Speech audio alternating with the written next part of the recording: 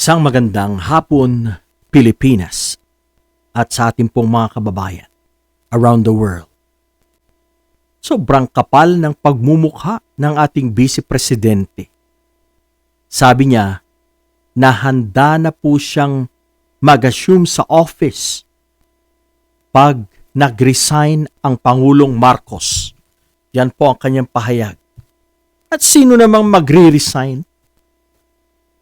Alam nyo, itong si Sara Duterte, napakakapal po ang pagmumukha ng taong ito. Akala mo naman kung nagtatrabaho ng husto para sa bayan. Pero wala eh. Laging naglalakwatsa, ginagamit ang pera ng taong bayan sa kanyang mga pag-travel. Wala po siyang nagagawa. Ang paninira sa gobyerno, diyan siya magaling. Ano naman ang kanyang may offer para sa bayan? Wala.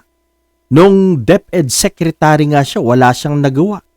Kundi ang tree planting at ang programa niyang pagtututbrush. Diyan lang po siya magaling, mga kababayan. Wala po siyang mga proyekto kagaya po ni BP Leni Robredo, na talagang very useful at nakakatulong para sa pangkabuhayan ng mga tao, ng mga mag-aaral, etc. etc.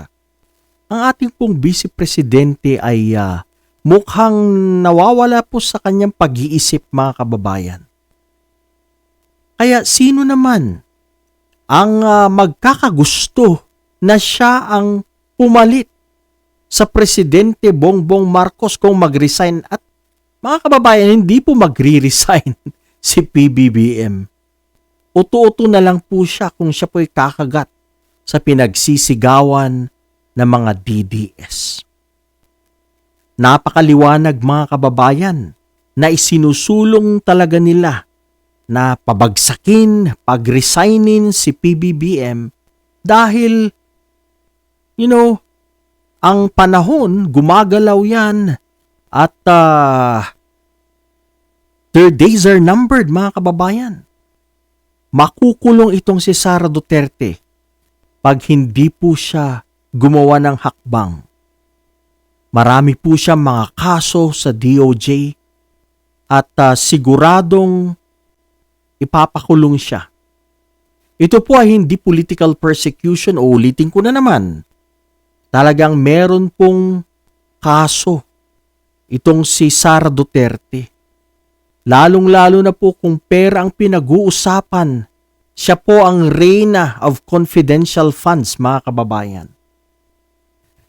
Ngayon sasabihin niya na handa na siya. Na pag nawala ang isang pangulo, nasa kanya pong mandato daw ang pumalit para maging pangulo yung pong Vice Presidente. Alam mo, Sara Duterte, taong bayan ang makakalaban mo. Pag may nangyari sa Pangulo at nais mong umupo as presidente, siguradong hindi ka papayagan ng taong bayan. Magkakagulo sa Pilipinas. Hindi papayag ang taong bayan na isang baliw ang umupong presidente ng Pilipinas. Yan. Kaya huwag kang managinip. Huwag kang mag-ambisyon sapagkat hindi ka karapat-dapat sa posisyong presidente.